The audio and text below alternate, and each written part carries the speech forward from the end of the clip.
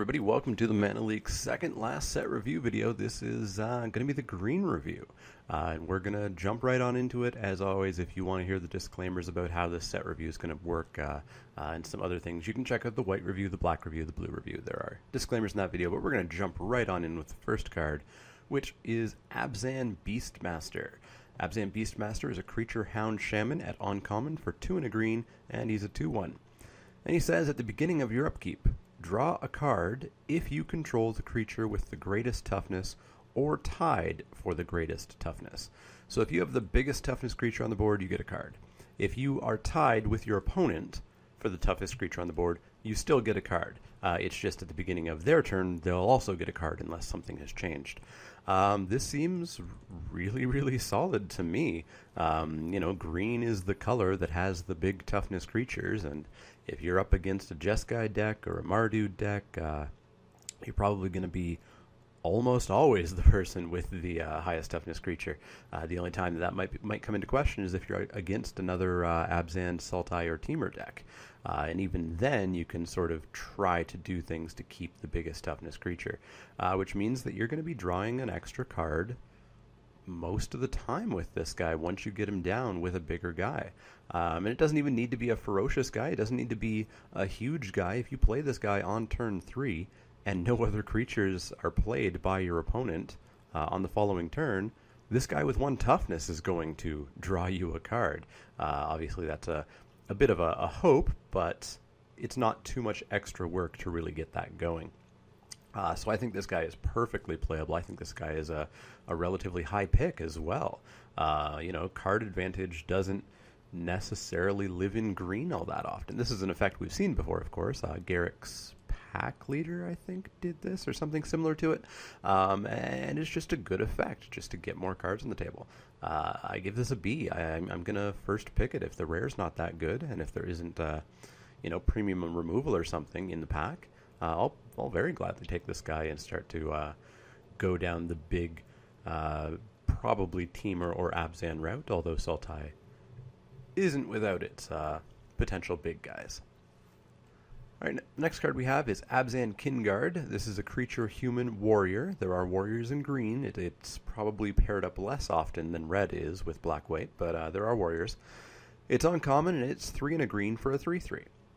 So, 3 and a green for 3/3 is perfectly fine. It's not the vanilla test, but it is the traditional casting cost for 3/3s.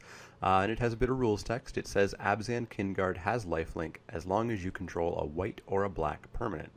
So as long as you are Abzan or Sultai, you can probably give this guy lifelink a lot of the time. And a 3/3 lifelink for 4 is totally okay. Being a little bit bigger might be better. If this was a 4/4 for 4, it'd be awesome. And you won't always have lifelink on it, but you generally will. Obviously, this goes down a bit if you're playing Temur and you're not ever going to have a black or white permanent on the battlefield. But if you're Abzan or if you're Sultai, this goes up quite a bit, I would say, especially if you're in Abzan, where any of your permanents that aren't green should turn this guy on. So I really like this card too. I give it a B-. It's not quite as powerful as the Beastmaster is. It's not a bomb by any means, but it's a relatively high pick. It's probably not going to be first pickable for me, but it is going to be relatively high pickable. It's going to be, pick 3, pick 4 after I've taken a couple of good green cards. I will very gladly pick this guy up, and I don't think he would ever get cut from my deck unless I was playing Temur, and even then, if I needed, I'd play a 4-mana 3/3 that's just going to be a 3/3. I wouldn't be happy about it, and I'd prefer something better, but I'd still even play this some of the times in that situation. I'd play it all the times in the other situations. So solid B- for that, I would say. Next up, we have Enoch Guide. This is the choose 1 as it enters the battlefield cycle card for green. It's a creature hound scout at common. It's 1 and a green for a 1/1. Not terribly good. There must be something going on here. As I said, it is the cycle card. So it says, when Enoch Guide enters the battlefield, choose 1, put a +1/+1 counter on Enoch Guide, the same as the rest. So this could be a 2/2 for 2, which is fine. Or its ability says, search your library for a basic land card. Reveal it, then shuffle your library and put that card on top of it. I got sadder and sadder and sadder as I wrote out this rules text into the spreadsheet that I use for this. Because at first I saw search your library for land card. That's awesome. I love ramping. I love putting down a card. And then I saw shuffle your library before it mentioned anything about where that card was going. And I figured, okay, it's not going to the battlefield. It must be going to my hand. And then I read that, no, it goes on top of your library. So you're not even going to get that land card. You're going to get that land card next turn. And you're basically giving up your turn almost. You're giving up your draw for that turn, which is pretty big. Rampant Growth is awesome because the card goes onto the battlefield.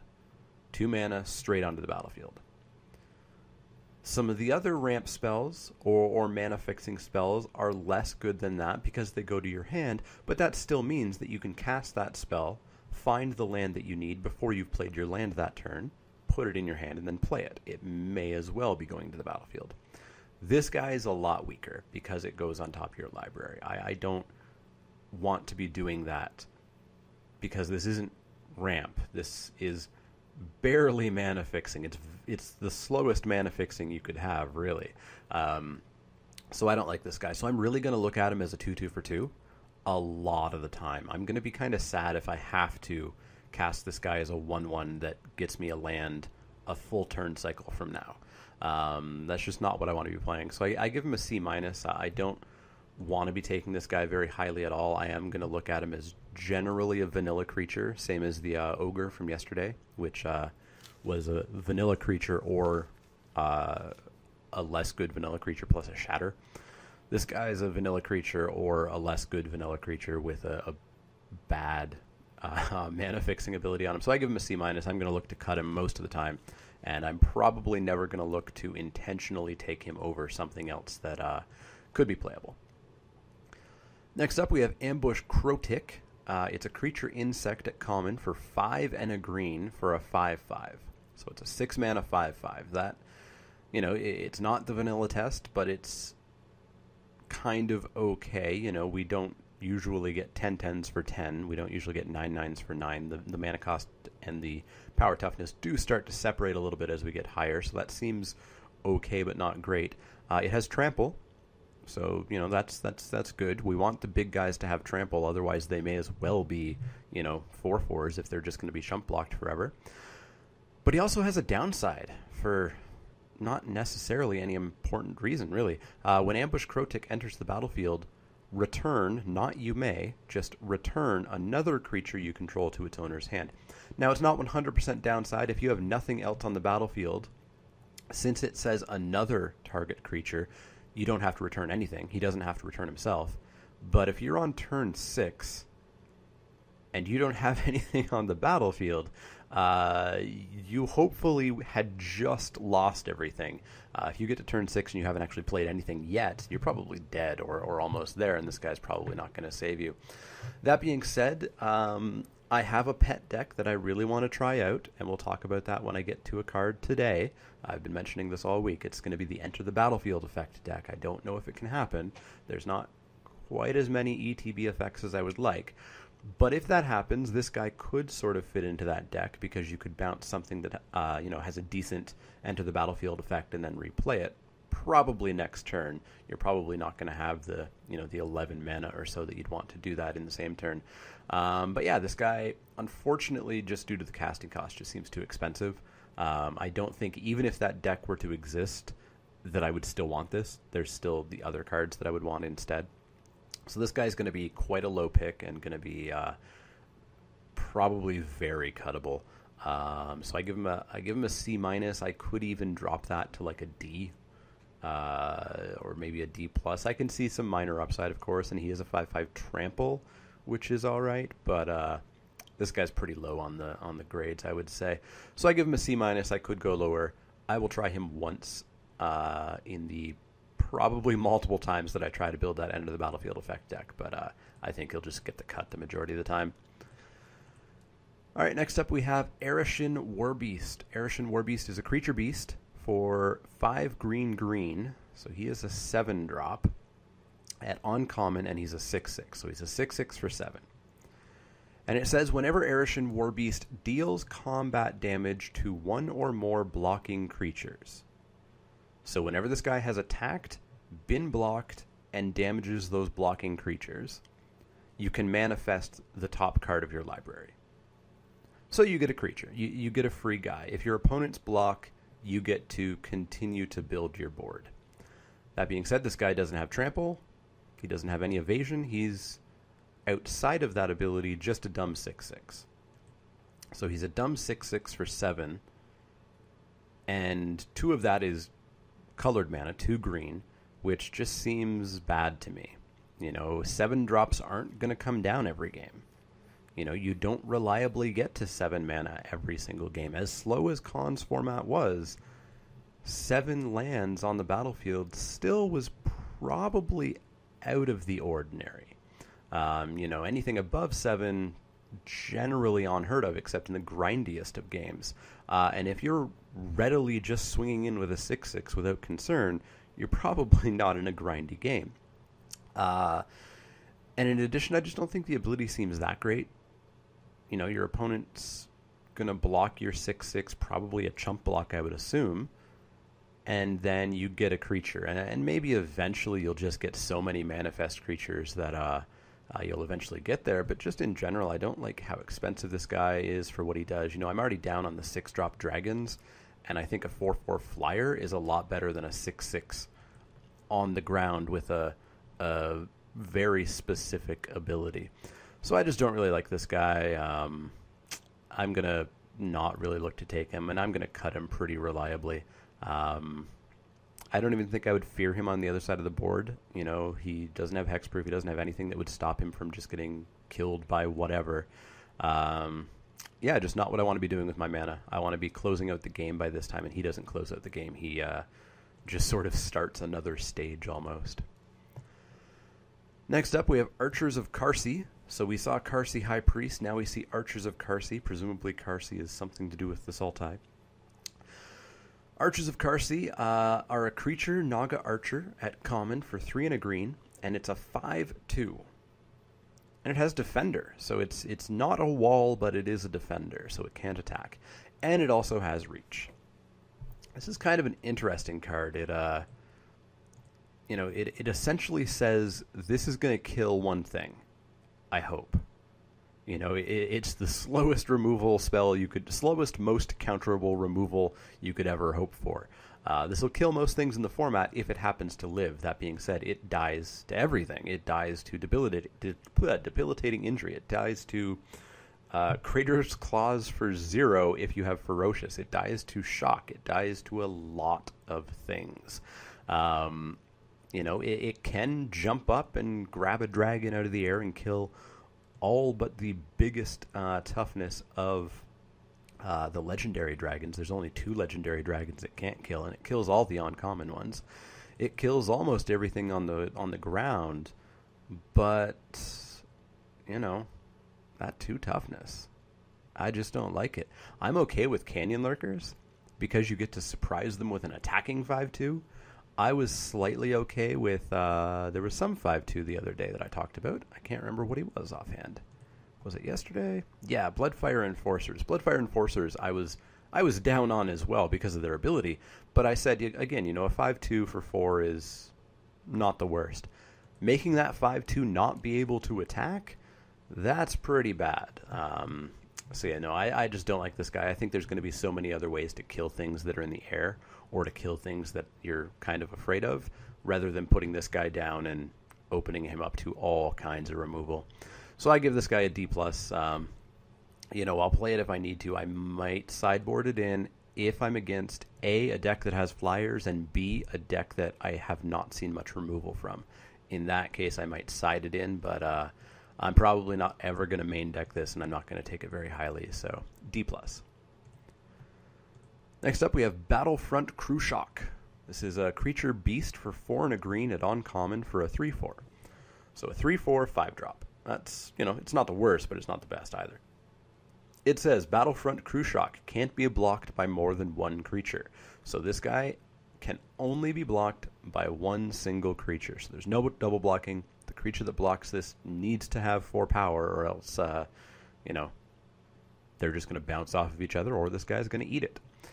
He has more text, too. He also says, each creature you control with a +1/+1 counter on it can't be blocked by more than one creature. So he's basically an Outlast Lord without the ability to Outlast. So any other creatures that have counters on him get his ability. I think that's kind of cool. Outlast decks, I think, were a thing relatively early in the cons format, and I've seen them drop off. I haven't seen an Outlast deck for quite a while, at least a dedicated Outlast. Maybe that's because people started to more highly value the Bondkin and the Archers. I can't remember their names. The Longshot Squad and the other Outlast Lords, and so they got kind of spread out amongst everybody. So maybe there wasn't that ability to just grab them all and go full on Abzan. But if the Outlast deck comes back in any way, and it could with Bolster. Bolster and Outlast do work together quite nicely. I could see this guy being fairly decent. That being said, I think you need to get lucky almost to get all the cards together for the deck that could be good for this. If you can, I think this guy's pretty decent, but I think that's going to be difficult. I give him a C. By himself, he's not that good. A 3/4 that has to be blocked by one thing isn't going to be that awesome for very long. It'll be awesome early. Unfortunately, he's a 5-drop, so he's not even coming down early. So, I give him a C. If you do get that Outlast deck going, I think he's pretty awesome. If you can get some Bolster going, I think he's awesome, although the general Bolster opinion that I have that I don't like that you can't choose is still in full effect here. So I give him a C. I'd like to play with him. I'd like to see how he works. And I'd like to try for that Outlast deck at least once, but I think it's going to be hard to get it. Next up, we have Cached Defenses. Cached Defenses is an sorcery, sorry, not an instant, sorcery, at uncommon for 2 and a green that says, Bolster 3. That's it. Nothing else. There's nothing attached to this. This is the purest of Bolster-only cards. So it's basically an enchantment of sorts. The card doesn't stay on your creature, but the entire effect of this card stays on your creature, and it's just as vulnerable to bounce, to removal spells, to etc. as an aura would be. This may as well be an aura that says enchanted creature gets +3/+3.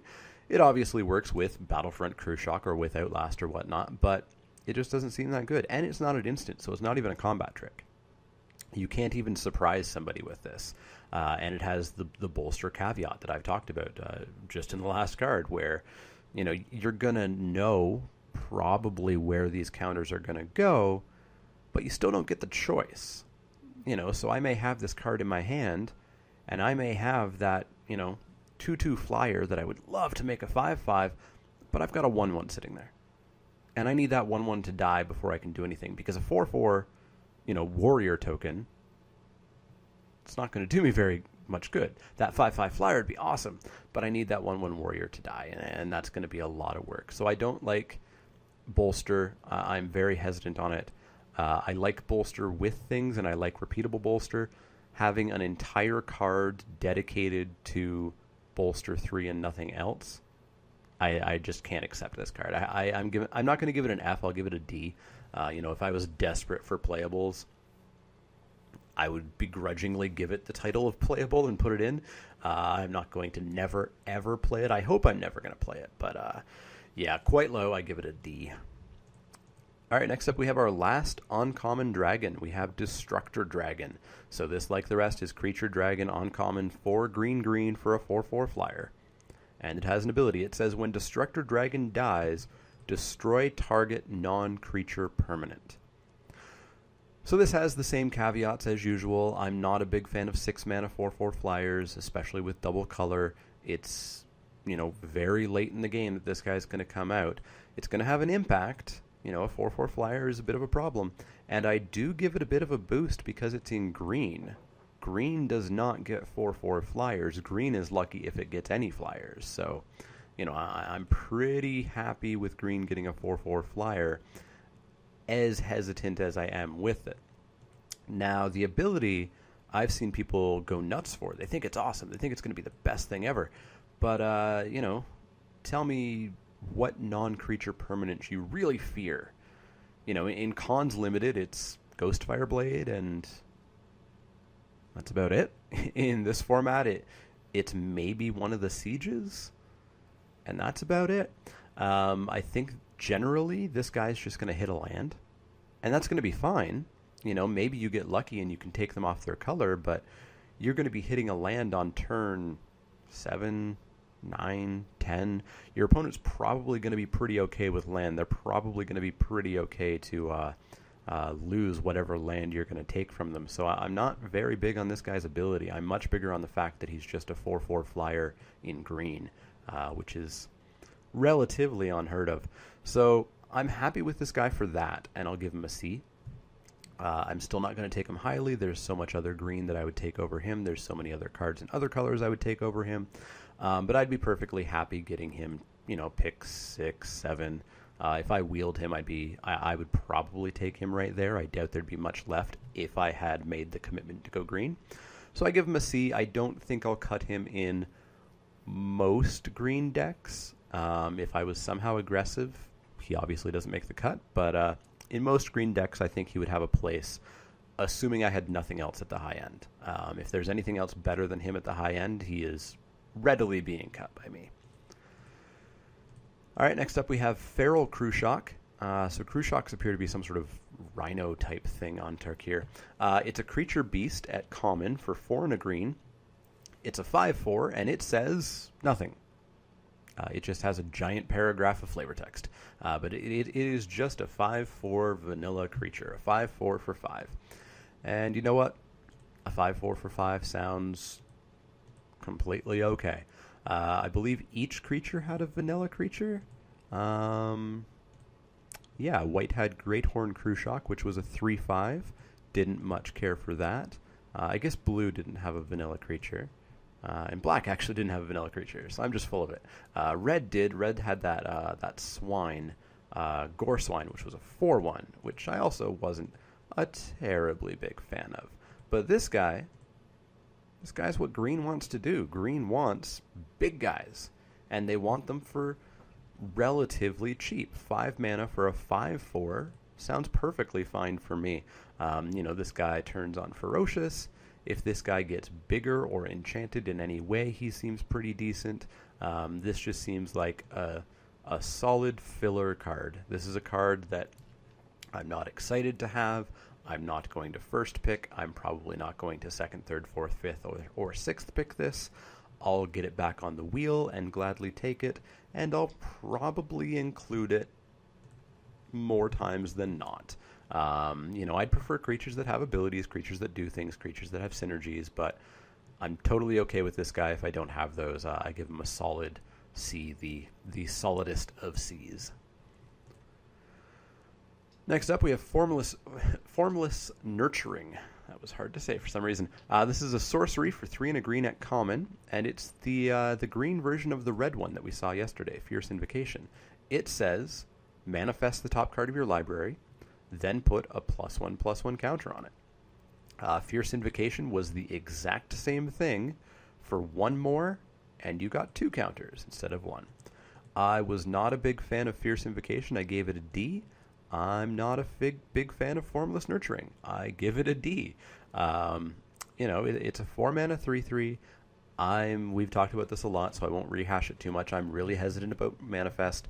If Manifest turns out to be surprisingly okay, or better, this can jump up to C, where I probably would include it, but readily cut it.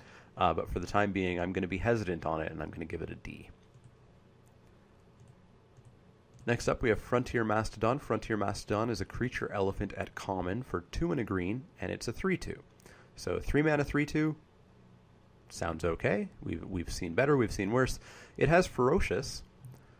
It says, Frontier Mastodon enters the battlefield with a +1/+1 counter on it if you control a creature with power 4 or greater. So it could be a 4/3. But it is a 3-drop. You're not going to have Ferocious on turn 3, short of having a Gore Swine or a Frostwalker down. So this guy is on turn 3 probably going to be a 3/2, which is okay, although probably a little bit worse in this format because of all the morphs, because of all the manifest, etc. So yeah, vanilla 3-2 most of the time on turn 3, probably all the time except for super rare occurrences. That's slightly less good, but it's still okay. I'd still put it in my deck if I didn't have anything better. A 4-3, if you have Ferocious, is going to happen later in the game. Probably starting turn 4, 5, 6, somewhere around there. And at that point, by the time you've put down something with 4 power, you probably don't really want a vanilla 4-3. You know, a vanilla 4-3 is not going to do very much for you if you already have a decent board presence. So this guy, you know, he kind of gets a knock on him for being a 3-2. He kind of gets a knock on him for being a 4-3 only when you probably don't really care about having a 4-3. So I do give this guy a C-. I'm not going to look to take it highly, and I'm going to cut it up probably a fair bit. You know, I think morphs are just running around still way too much for a 3-2 to be super powerful. I'm interested to see what Dragons of Tarkir is going to do. I've been hesitant as a judge with the idea of manifest and morph existing at the same time and making sure that you clearly identify what's a manifest and what's a morph. It almost makes me wonder if morph is going away in Dragons of Tarkir, just to avoid the complexity of that. And of course, manifest was Ugin's magic, and morph was what became of manifest after Ugin died. With Ugin not dying, who knows, maybe morph just doesn't happen. But I'll be interested to see that. If there's a lot less 2-2s in Dragons, maybe this gets a little bit better then, but for now, I give it a C-. Next up is Frontier Siege. This is the last siege of the siege cycle. It's an enchantment for 3 and a green at rare, and like the others, it says, as Frontier Siege enters the battlefield, choose Khans or Dragons. Khans, at the beginning of each of your main phases, plural, add green to your mana pool. So at the beginning of main phase 1, you get green. Combat happens. At the beginning of main phase 2, you get again green. Now, you probably all know this, but that doesn't carry over. Your mana empties at the end of every phase, so you're not getting 4 mana out of this. You're getting 2 mana and then 2 mana, so that does get separated up a little bit. If you choose Dragons, whenever a creature with flying enters the battlefield under your control, you may have it fight target creature you don't control. So you get a whole bunch of fight added on. This is probably my least favorite siege, I would think. I loved the white one. I was a big fan of the black one. The red one seemed pretty decent. I think I've given all of these Bs so far, with the exclusion of the A for Citadel Siege. And what did I give black? I gave black an A as well. This one I'm going to be a little bit harsher on, though. I am going to give it a C-. The first ability gets better when you realize that it happens twice a turn, but it gets worse when you realize that you're probably not going to use both of those mana boosts. You're probably going to use one. So, you know, if I have a 7-drop that I want to cast, I'm going to cast it. The earliest I can cast it is on turn 5. You know, I can't cast this immediately after casting this guy. I'm not going to have the mana available. So I don't think that mana ramp is going to be quite as awesome as some people think. The fact that it's divided up really makes me just look at this as being, I get 2 extra mana a turn. And then sometimes, rarely, I'll have another 2 that I can use for maybe a 2-drop or something. But I don't think you're going to utilize both instances of the mana ramp all that regularly. The second ability is just weird for a green card. You know, in a green deck, which you probably want to be in to have this card, if you're going to use the ramp, isn't going to have that many flyers. You know, if you're in Sultai, your flyers are going to be blue, and that's about it. There's the occasional black flyer kicking around, and there's there's Abomination of Gadul, but you're not going to have many flyers in Sultai. You don't have that many flyers in Abzan. You don't have that many flyers in Temur, because generally you're going big with Temur, and there's just not that many big flyers. So I don't think you're going to get to use the dragons part of this all that often, just because there's not going to be that many flyers. So I think every time almost you play this, you're going to be choosing cons, and I don't think you're going to get the full ability out of cons. So I'm fairly down on the Siege. I give it a C-. I see awesome constructed potential, casually anyways, and I see awesome commander potential, but I don't see much limited potential in this card. So I give it a C-. I'm just not looking to take this all that highly, or probably at all. Maybe if it wheeled around, I'd take it and give it a go, but probably not going to happen. All right, next up we have Fruit of the First Tree. Fruit of the First Tree is an enchantment aura at uncommon for 3 and a green. It says enchant creature. When enchanted creature dies, you gain X life and draw X cards where X is its toughness. So if I throw this on Archer's Parapet and Archer's Parapet dies, I gain 5 life and I draw 5 cards, and that is awesome. That is super awesome.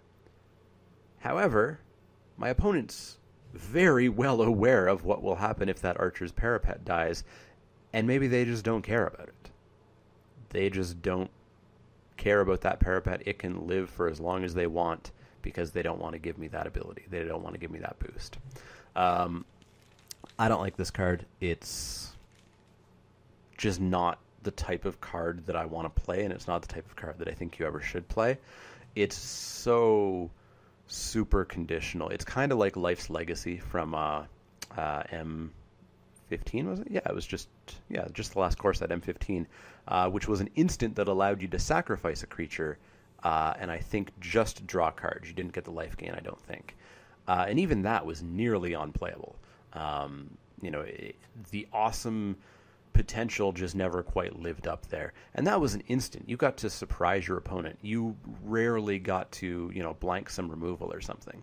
In this case, it's an enchantment. It has to sit there on the battlefield. Everybody knows what's going on and what's going to happen, and that's going to be significantly worse than a surprise instant. There are some cute little things you could do with this. You can put this on an opponent's creature because it says that you draw the cards. The controller of the enchantment draws the cards, not the controller of the creature. So you can throw this on a creature of theirs and then kill it and get some life gain and card draw out of it. That still doesn't make it sound very good to me. You could do some fancy things like sacrificing the creature this is on with Carsee High Priest. Still doesn't sound good to me. I give it an F. I'm never going to take this card, and I'm never going to play it when I have it. I just don't like it. I don't think it's a card. I don't think you should include this at all. Next up is Hunt the Week. This is a reprint from somewhere, possibly just a core set. I can't quite remember offhand, but I've played with it a few times. It's a sorcery for 3 and a green at common, and it says, put a +1/+1 counter on target creature you control. Then that creature fights target creature you don't control. Fighting, of course, being them dealing damage to each other equal to their power. Hunt the Week's always been good. It's always been pretty decent. That +1/+1 counter sticks around, which is very nice. So as long as your creature's not trading, it's getting bigger permanently, in addition to hopefully killing their creature. The only way this really gets hurt is if they, remove your creature in response, in which case you took some removal from them. So, Hunt the Week has always been good. I give it a B-. I'm going to take it relatively highly. Green doesn't get removal all that often, and this is often pretty solid removal. So it seems like a decently high pick to me. If the rare wasn't very good, I'd potentially first pick this. I don't think I'm probably ever terribly happy first picking it, but I'll take it the second the pack starts to lose its premier rare and uncommon cards. I'll pick this card up, and I'm probably always going to run at least the first 2 probably. I don't know if I'd want more than that. Of course, you need creatures for this to work, but I'm pretty happy with this card. I'll include it in all my decks, at least 1 copy, probably 2 if I can. All right, next up we have Map the Wastes. Map the Wastes is a sorcery at common for 2 and a green, and it says, search your library for a basic land card. Put it onto the battlefield tapped, then shuffle your library. Also, Bolster 1. So this is the ramp spell I like, where you search your library and it goes to the battlefield. So if you play this on turn 3 after playing your 3rd land, you get a 4th land. That's the kind of ramp I like. I'd prefer to pay 2 for it, like Rampant Growth and the multitude of other ramp spells that exist. But they had to tack an extra mana onto it because you also get to bolster, which actually puts you in a pretty strange situation. If you play this on turn 3, you probably don't have a creature to bolster. So the bolster just doesn't happen. So you're just casting an expensive Rampant Growth. And then later in the game, turn 6, turn 7, turn 8, you probably don't really need that extra land, and you probably don't really need that Bolster 1, and this card just becomes, not literally, but essentially a waste of 3 mana. So it seems, unfortunately, mediocre. If you need a ramp card, it's there, but there are probably better choices out there for you. The Bolster 1, I think, just doesn't do anything for me here. I'm already cautious about Bolster.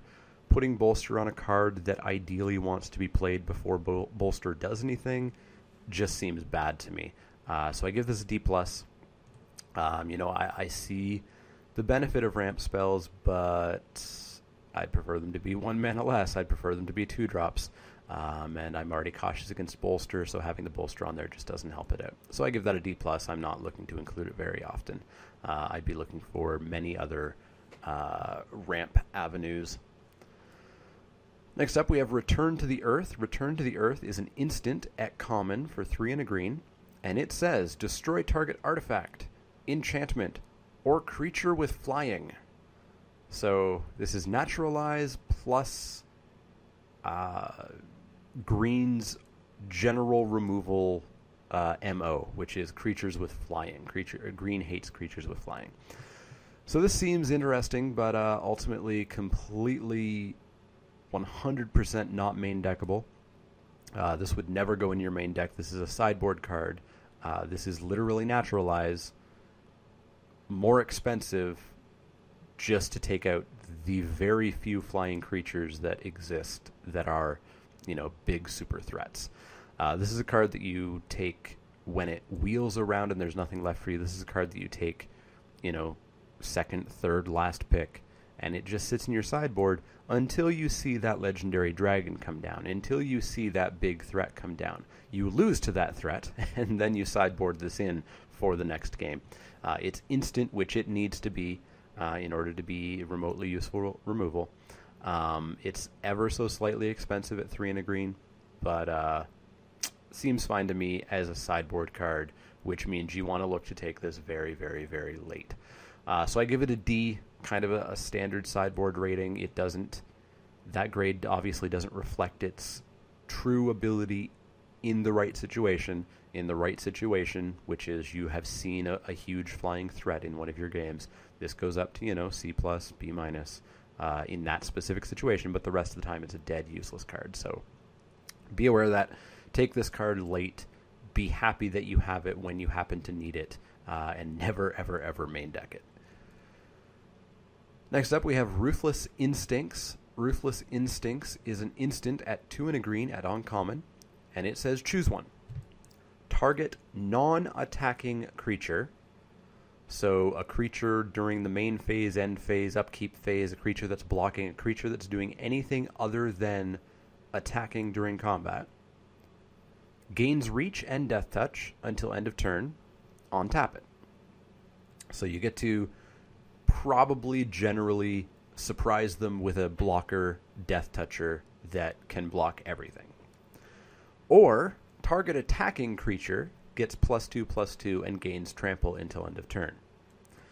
So this is a combat trick. One half of it is an offensive combat trick, and one half of it is 99% of the time going to be a defensive combat trick. You could, of course, if for some reason a creature was tapped during your main phase, untap it, give it reach, death touch, then attack with it, but that's probably not going to happen. That would seem kind of strange. So yeah, you essentially have a defensive combat spell and an offensive combat spell, which sounds cool. You know, it sounds cool that this spell has 2 different lives. It has 2 different uses, but I think that actually weakens a little bit. You know, Awaken the Bear is awesome for a combat trick. It's not, you know, it's not a bomb or anything, but it's awesome because my attacking creature can get +3/+3 and kill their blocker. It can do lethal damage to them. It can do a whole lot of things. If they're attacking me because they're confident in their attack, I can give my blocker +3/+3 and, you know, keep it alive that way. This I like a little bit less because you can't give the +2/+2 to a blocker. You can give it Death Touch, which means you're still most likely going to kill that creature, but it also most likely means they're going to kill your creature. Your creature doesn't get to live. The defensive ability is the vast majority of the time going to be trade. It's not going to be survive. And so I don't quite like it for that. I kind of like that ability. I kind of like the Reach Death Touch on tap. I like the surprise of it. But it feels a little bit slow as well. And I just don't like the fact that it doesn't give survivability to my creature. It's a desperation defense move, I would say. And desperation defense is not really where you want to dedicate a card to. You just don't want to end up in that situation. Obviously, sometimes you can't avoid it, but you don't want to take up card slots planning for that situation. The offensive spell, I just don't think +2/+2 is all that important. +3/+3, you know, Giant Growth is where I start to like boosting combat tricks. Giving trample with the +2/+2 just doesn't do that much extra for me. So this card unfortunately looked awesome on first glance, but in the end I have to give it a C-. It's a combat trick that I'm going to cut a lot of the time, unlike Awaken the Bear, which is a combat trick I included a lot of the time. Alright, next up we have Sandstep Mastodon. We haven't talked about many rares at all. We've only talked about one, actually, the Siege. So this is our second rare only. All of the rares and mythics are, for some reason, really low in alphabetical order in green. But this is Sandstep Mastodon. It is a creature elephant for 5 green at rare. And it's the release promo, actually. So if you go to your store on F&M on release day, you're going to get a copy of this. It is a 5/5 with reach. It's a big, tall mastodon, apparently. When Sandstep Mastodon enters the battlefield, bolster 5. It's not bolster 1 or 2 or 3. It's bolster 5, which we haven't seen anything quite that big. It's a 7-drop, and we talked about 7-drops with Erish and Warbeast about how I want them to be impactful. I want them to do something, you know, right away. Erish and Warbeast doesn't. Erish and Warbeast, as I said, begins a new stage of the game. It begins the game where this big guy's going to start attacking, and my board's going to get bigger, but if they have a defense up, it's going to still be a long game. This is immediately a 5/5 that makes something else probably a minimum 6/6. If this guy comes in by himself, which hopefully he doesn't, if your battlefield's empty on turn 7, you're probably dead already. But if he comes in by himself, he's a 10/10. He bolsters himself. 5 bolster is huge. As I've said, I like incidental bolster. I like bolster attached to something. I like bolster attached to a 5/5 reach. And I like bolster when it's this big. So this guy I'm pretty happy with. I give him a B+. Only thing that keeps him out of A range is the fact that he's expensive. He is a 7-drop. There are going to be games where you just don't get to turn 7, or where you don't get to 7 mana, more likely in this format anyways. But for your 7 mana, this guy does a lot of work. So, I'm pretty happy with him. He's going to always make the deck, I think, when I play him, or when I get him. But I don't think he's going to be quite first pickable for me. I think there's, in a lot of packs, going to be uncommons that I want instead of him. But he is going to be second pick. He is going to be third pick, once the premium uncommons disappear. And as I said, I'm probably not going to cut him ever. Green is not known for its aggression, so I'm probably going to be okay with a 7-drop. I don't want any more than one. I don't want this and Erish and Warbeast. Not that I probably ever want Erish and Warbeast. But I'm pretty okay with this guy. I give him a B+. Next up, we have another rare, Shamanic Revelation. Sorcery for 3 green at rare. Draw a card for each creature you control. It has Ferocious. You gain 4 life for each creature you control with power 4 or greater. So you get to draw a card for every creature you own, and every creature you have that's turning on Ferocious, you get 4 life. This is interesting. Ultimately, I don't think I like it that much. It seems maybe like a constructed card, or far more likely a commander card, I would guess. But it's interesting. This needs to have a lot of creatures to be good. 5 mana. I'm looking at I think it was called Harmonize, which was draw 3 cards in green for I think 5. It might have been for 4. So I'm going to want at least 3 creatures on the battlefield for this spell to do anything for me. I'm preferably going to want more. I'm preferably going to want 5 or 6. And that's just not always going to happen. The times that you have 5 or 6 creatures out are probably the board stalls, which card draw would help. But it's not always the board stalls. If you have 5 or 6 creatures out and it's not a board stall, you should just be winning, in which case I'd prefer this to be anything else. The life gain Ferocious trigger, I don't really think I like all that much either. 4 life per big creature is pretty decent, but if I already have a lot of big creatures, I should just be winning anyways. I don't like this card. I don't like it in Limited anyways. I don't like it in Draft. I don't like it in Sealed. I feel like it's much more a commander card than anything, so I do give it a C-. I'm not going to be taking this card. I'm probably not going to be playing this card. I would need to be in some sort of token strategy or something, I think, for me to really take this card so that I could get a good chunk of cards out of it. If it was any cheaper, I'd consider it, but as a 5-drop, I just can't terribly consider it. So I give it a C-. It's a low pick for me, and a very cuttable card for me. Next up is Sudden Reclamation. This is an instant for 3 and a green at uncommon. And it says, put the top 4 cards of your library into your graveyard, then return a creature card and a land card from your graveyard to your hand. So this is actually fairly okay for what it does. You do get to choose from your entire graveyard. So you put 4 cards into your graveyard, and then you get to sift through the entire thing for a creature card and a land card. So it's not like Scout the Borders, where you get a creature or a land. And with Scout the Borders, you only get to look through the top 5 cards of your library. So this seems better than that, but I'm still not sure it seems that great. You don't want to do this with an empty graveyard, because at that point you're just gambling that the top 4 cards has a land and a creature, both of which that you want, and that seems pretty random for me. So you want a full graveyard, which means you probably want to be delving. You want to be the delve deck, which means you want to be delving away those cards, which means they're not going to be there for you to pull back out. They're going to be exiled. So, yeah, ultimately, I think the card seems good, but I think it is kind of at odds with the deck it wants to be in. I'm kind of confused how to really grade this card. I think I'm going to give it a C-. It seems interesting, and it's a delve enabler if you do it early enough before you've started delving, which unfortunately means you're going to have less selection in the graveyard. So I give it a C- just because of that, just because I think it's at odds with the format and what it wants to be doing. If this wasn't a delve format, I could see this being a little bit better as a late game card. Maybe get your bomb back. Although, of course, in the late game, that land's not going to be much of a real, bonus for you.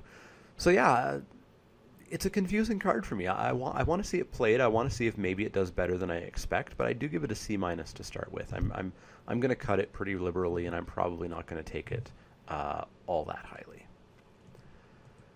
Next up, we have Temur Rune Mark. This is the last of the Rune Marks. It says Enchantment Aura for 2 and a green at common. Enchant creature. Enchanted creature gets +2/+2. We've heard that 4 times already.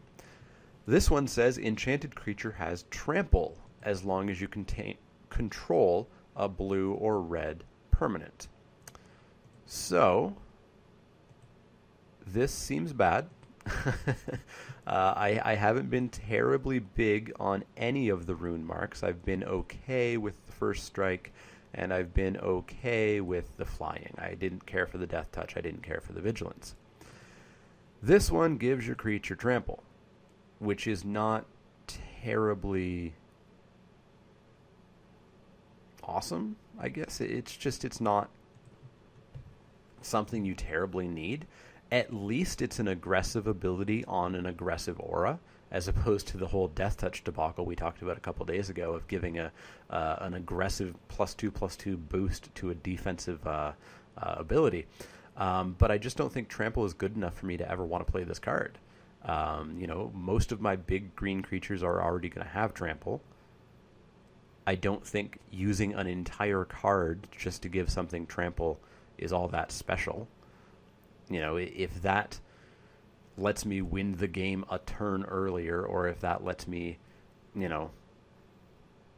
kill 2 creatures or something, maybe, but still not that awesome. I don't ever want to play this card. So yeah, I give it a D. I see the minor aspects of it, but it just doesn't seem good enough to me. Trample doesn't seem to me to be a good enough reason to ever really put this card in my deck. So I give it a D. I don't ever really want to play this one. So of the rune marks, I like the flying, and I like the first strike, and I like them for what they are. Even me saying I like them doesn't mean I'm going to play them all that often, but I like them more than the trample, death touch, or vigilance. All right, next up we have the card that I have alluded to a few times. This is probably my favorite uncommon of the entire set, and arguably the most powerful uncommon of the entire set. This is Temur Sabertooth. It is a creature cat for 2 green at uncommon, and it's a 4/3. 4/3 for 4 already sounds pretty good. It has an ability, and this is where it gets crazy. 1 green, no tap or anything, just 1 green. You may return another creature you control to its owner's hand. If you do, Temur Sabertooth gains indestructible until end of turn. So for 2 and a green and a creature, and the creature doesn't even die, you're not sacking it, you're just bouncing it back to your hand, this guy becomes indestructible. That seems pretty good to me. This guy being indestructible, a 4/3, that sounds awesome. It can save him from combat, it can save him from a lot of removal, obviously not -3/-3 removal, but it saves him from any damage or destruction removal. And it opens up a whole vault of value if you have Enter the Battlefield effects. If I have Bear's Companion down, 1 and a green, bounce Bear's Companion back to my hand, recast it, I get another bear. If I'm super lucky and I got Siege Rhino as a rare, bouncing Siege Rhino every turn. In the super late game, bouncing him twice a turn. Things could get crazy if there's enough Enter the Battlefield effects, and I want to try building that deck. I want to first pick this card, and I want to take every Abzan, Temur, or Sultai card that I can that has some sort of good Enter the Battlefield effect. This could go crazy if you had Orc Sure Shot and a little guy, that you could bounce 2 or 3 times. I'm full of hope for this guy. I think is going to be awesome. Then there's even things that you can do with not Enter the Battlefield abilities, like infinite blockers. Your opponent's attacking in with their Woolly Loxodon, and I block with my random 1/1 green creature, and I bounce it, and no damage happens. Next turn I recast it. They can attack again, and I'll bounce that creature back again, and nothing will happen. I see so many possibilities with this card. I'm honestly a bit surprised it's uncommon. It almost feels like a rare to me. I'm super happy with this card. I'm first picking it probably every time I see it, unless my rare is just absolutely insane. I give this an A-. I don't think it's a bomb. You need some other stuff, but I think it's awesome, and I'm going to be super happy playing with this guy. I want this card in every draft ever, so I give him an A-. He's always going in my deck, and I'm always taking him very, very, very highly. All right, next up we have Temur War Chemin. Temur War Chemin is a creature human shaman at rare for 4 green for a 4/5. So it's a 4/5 6-drop. Doesn't sound that awesome. it says when Temur War Shaman enters the battlefield, manifest the top card of your library. So it's not a 6 mana 4/5, it's a 6 mana 4/5 and 2/2. So you are getting 6/7 power toughness on the battlefield for 6, which is perfectly fine. And it also says whenever a permanent you control is turned face up, if it's a creature, which it is, if you're turning it face up 99% of the time, you may have it fight target creature you don't control. So this seems really, really good as well. Getting a 4/5 and a 2/2 as a 6-drop seems perfectly fine to me. And the fact that if I'm using Manifest, or more importantly, using Morph, because we are still getting 2 packs of cons in every draft, the fact that I'm going to have Prey-Upons in my hand, the fact that I'm going to have fights whenever I turn a face-up creature, a face-down creature face-up, that sounds awesome. You know, turning face-up a Woolly Loxodon and killing probably anything I want is really awesome. Green is the morph color that you want this in. Woolly Loxodon and Pine Walker, just some awesome stuff happening here. I am super excited about this card. I give it an A. I put this slightly above the Temur Sabertooth. If I ever open a pack with Temur War Shaman and Temur Sabertooth, I'm going to have a massive crisis on my hands. I don't know which I would take over it. I give War Shaman the slight letter grade higher, but I don't know what I would take there. But yeah, I'm super excited about this guy, and I can't wait to play with him. All right, next up we have our first green Mythic. I told you all the big rare cards are down here at the bottom. We have Warden of the First Tree. This is a creature human at Mythic for green, and it's a 1/1. So it's a 1/1 for 1 at Mythic. Sounds terrible, right? Well, it's got 3 paragraphs of rules text. It says pay 1 Orzhov, so pay 1 white or 1 black. Warden of the First Tree becomes a human warrior with base power and toughness 3/3.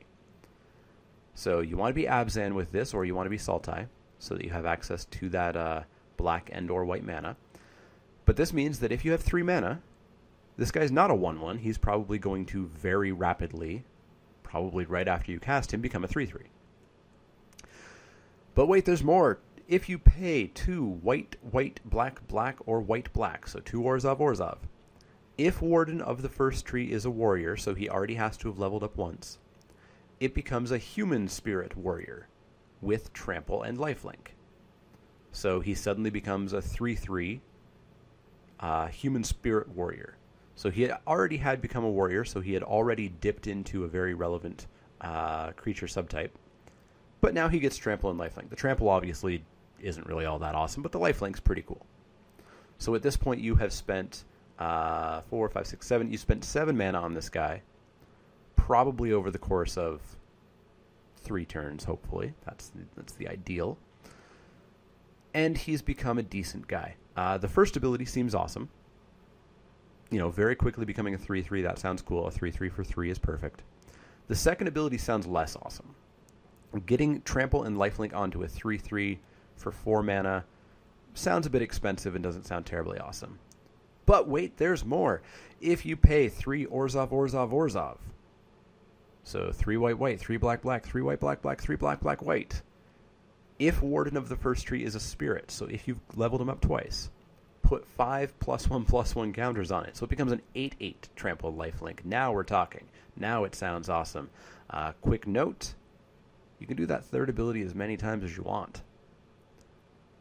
So assuming you hit all your mana perfectly and this guy lives on turn 5, he becomes an 8/8 trample lifelink. On turn 6, if you feel like it, and why wouldn't you, he becomes a 13/13 trample lifelink. If you somehow do it again, he becomes a 21/21 trample lifelink. And wow, you had better have won by that point.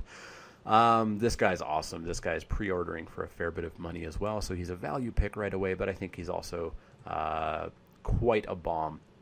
He is a little bit more vulnerable than some of the other bombs. He's a bit more vulnerable than Torrent Elemental, a bit more vulnerable than Brutal Horde Chief, because he's a 1/1 when he starts out.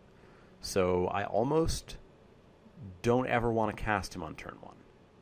If I have a forest and I have him, I'm probably not going to cast him, because at that point, everything kills him. Everything kills him. even if I'm fairly certain that I can hit the white or black mana that I need on turn 2 and make him a 3/3, I'd probably still hold him back, just because I don't want him to be vulnerable. This guy I'm frankly kind of considering as a 3-drop, because I want him to be a 3/3 the turn that he's on the battlefield. I want him to be out of shock range. I want him to be out of barrage of boulders range. I want him to be out of the large number of things that could kill him right away. At the 3-drop slot, this guy seems amazing. You're pretty rapidly going to get the Trample and Lifelink, which, as I said, I'm not a big fan of. I'm a big fan of him having that by his final form, but that second ability is a little bit overcosted. But that makes this card fair. It makes this card not just ridiculously insane, which is totally fine. We need to have balance in Magic a little bit. And by the time this guy reaches level 3 and up, he just seems incredible. I'm going to take this guy every time I see him just because of value, but I'm also going to play him every single time I have him. He will never get the cut, and he will be a premier card. So I give him an A- just for that slight vulnerability that he has, but you can play around that. You can hold him back a little bit. You can definitely do stuff to negate, or not negate, but minimize that vulnerability. So I give him an A-. This guy's fantastic. Next up, we have Whisperer of the Wilds. This is a common creature human shaman for 1 and a green, and he's an 0/2. So he's an 0/2 for 2. He's got to have some sort of ability, and he does. It says tap, add green mana to your mana pool. So he's a mana dork. He gives you green mana. He helps you ramp up. He's the first mana dork of the set. He also has Ferocious, she actually, looking at the art there. Tap, add green to your mana pool. Activate this ability only if you control a creature with power 4 or greater.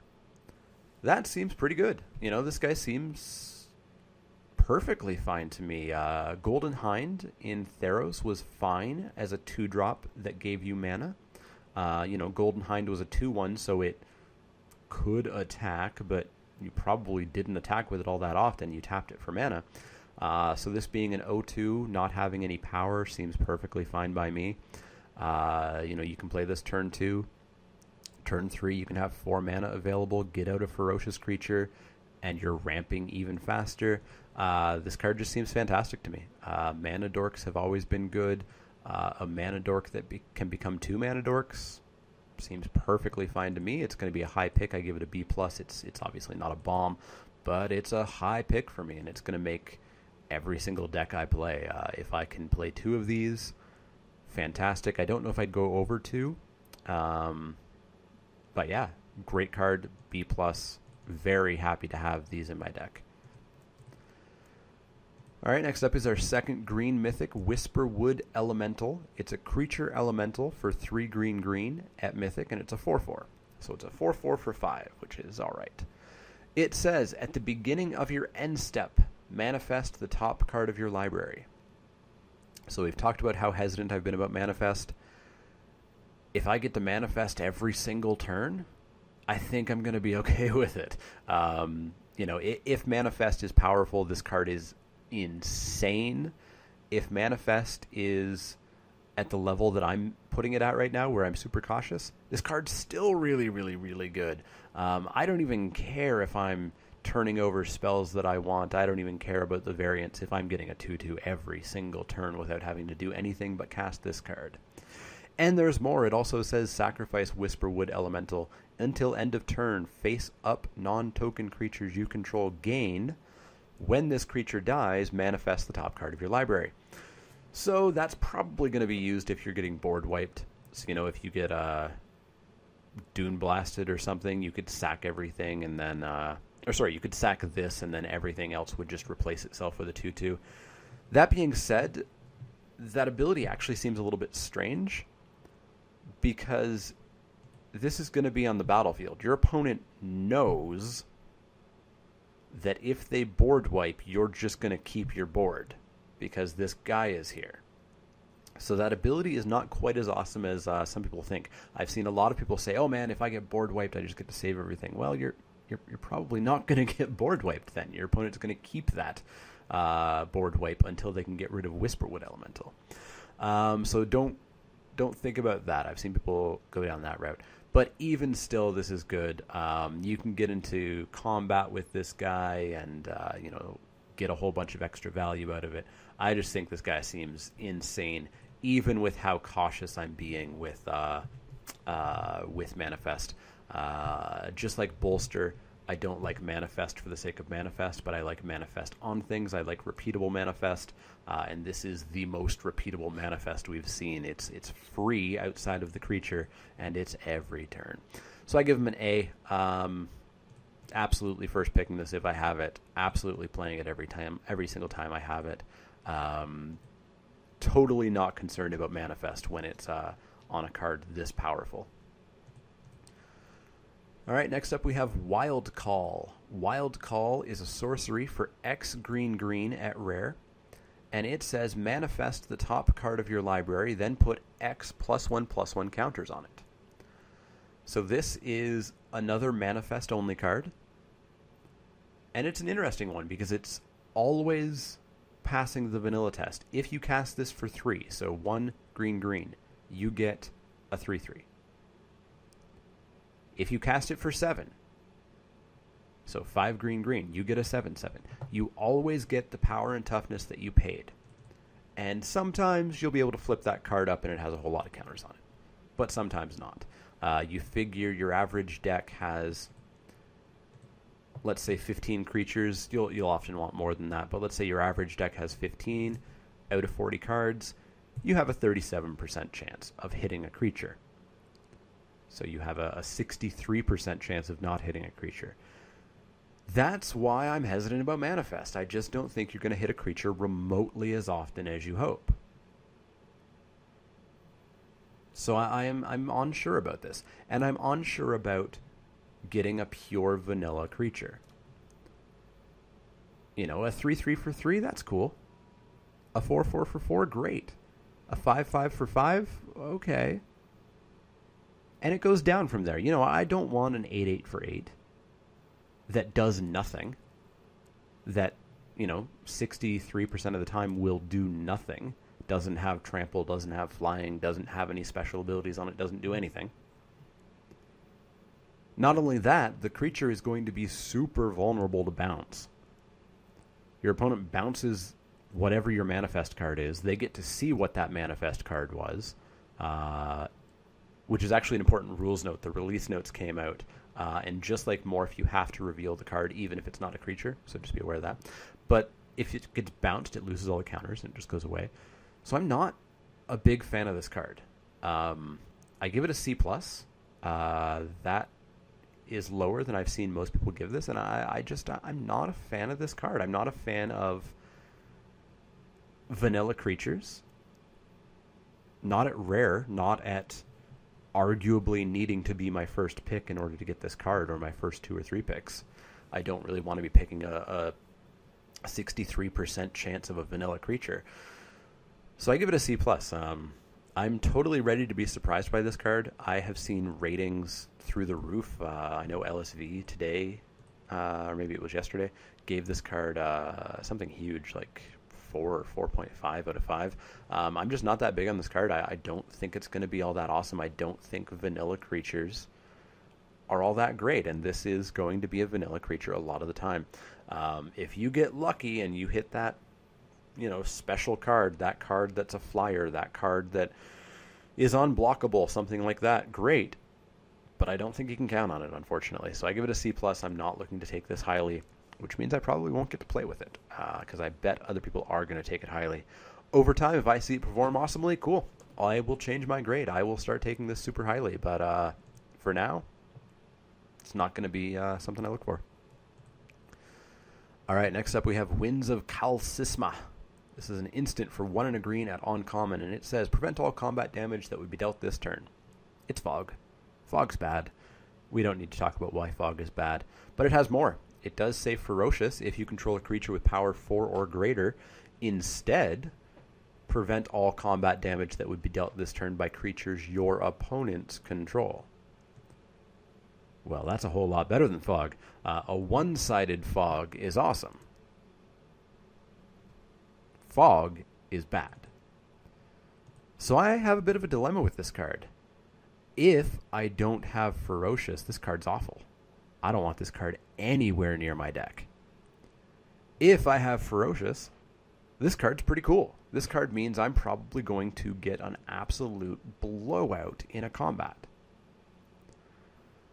So, kind of a strange card. I'm going with C-, just because I'm probably a little bit pessimistic about how often you can be in any given situation that you want to be in. And so I'm a little bit pessimistic about how regularly I'm going to be able to be in Ferocious. If you have a lot of 4-power creatures, if you're confident that you're going to be in Ferocious most of the time, this card's decent. I would include it. I would cut it if need be, but I would include it in my deck. But I'm going to need to feel super confident that I'm going to be Ferocious a lot of the time. Otherwise, this card's a solid F. So I give it a C- with that caveat. But this card, remember, is super easily an F. So that's a huge gap, C- to F. Be careful with this card. Make sure that you have enough Ferocious creatures for it to be a good card, as opposed to it being just a terrible card.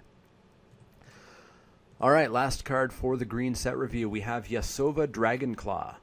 This is a legendary creature human warrior for 2 and a green at rare, and it says trample. It's a 4/2, by the way, so it's a 4/2 trample for 3. It's pretty cheap. At the beginning of combat on your turn, you may pay 1 is it. So blue or red. If you do, gain control of target creature an opponent controls with power less than Yasova Dragonclaw's power until end of turn. On-tap that creature, and it gains haste until end of turn. So you get to Act of Treason for a 4-power creature or less, assuming you haven't done anything to Yasova, assuming she hasn't gotten counters, which would be pretty easy with Bolster because she has 2 toughness, or enchantments or things like that. But stealing one of their 4-power creatures is probably going to be one of the biggest things they have on the board. If they have gotten their bomb out, you're not going to get their bomb most of the time. But before that, you're probably going to take the largest thing they have, or one of the largest things they have, and that's pretty good. Just by herself, she's an Alpine Grizzly. She's literally Alpine Grizzly with a whole lot of extra awesome stuff. And I play Alpine Grizzly most of the time. So I'm perfectly happy playing her for her stats. For her ability, this just goes through the roof. If I'm Teamer, if I am, what's the other combination here? Green, red, green, blue. So if I'm Teamer or Sultai, this is a super auto-include. And if I'm anything with green, this is still an auto-include just because she's a 4/2. I like this card a lot. I give it an A. It's first pickable. It's always includable. You're going to steal, as I said, generally the biggest thing they have, unless they have their bomb out. And if you can bolster her, if you can do anything to her, you're probably going to be stealing their bomb. Quite happy with her. A for sure. Always in the deck. Always first pick. I don't think there's any uncommons I would take over her. Unfortunately, even Teamer Sabretooth. But, she just seems fantastic. So that's going to wrap it up for the green set review. So that's the end of the colored set reviews. Well, monocolored set reviews, I suppose. Green seems pretty fun to me. It has a lot of cards down there near the end that I want to play with. Teamer Sabretooth, Teamer War Chemin, Warden of the First Tree, Yasova. Lots of cards I want to play with. The commons seem a bit weak. This review was basically split. Commons, non-commons, and then rares at the end, just the way the alphabet worked. But at the beginning, I was giving a lot of C-, Ds, D+, and then the grades got better at the end. So I'm a bit nervous about just how powerful green could be, because you're going to get, if you're lucky, a rare. And maybe an uncommon or two. You're going to be getting green commons out of your Fate Reforged pack, and I'm just not sure if you're going to get enough powerful green commons to make you go fully green before you get to those cons packs. So I'm a bit nervous about that. But boy, is the power there in the rares. It sounds crazy. That's the last of the monocolored set reviews. Tomorrow will be the gold artifact, land, and closing statements review, and then we'll be wrapping up our first Mana Leak set week. As always, if you have any comments, suggestions, etc., let me know in the comments below. If you like the videos, you can click the little thumbs up icon to like it. you can and should subscribe to my channel as well. That helps me reach more viewers, and it keeps you up to date on the latest videos. It'll let you know as soon as that last set review video goes up. It'll let you know as soon as we're back to our usual Wacky Wednesday and Spiky Saturday schedule. And of course, there are random videos here or there, so being subscribed will let you hear about those the second they go up, before I even put them on Twitter or Facebook. Speaking of Twitter and Facebook, you can find me on Twitter at @TheManaLeek. That's Leek, like the vegetable, not the card. And you can find me on Facebook at facebook.com/TheManaLeek. You've already found me here on YouTube. As always, if you have any questions, comments, suggestions, let me know. Or else I'll see you tomorrow for the final set review video.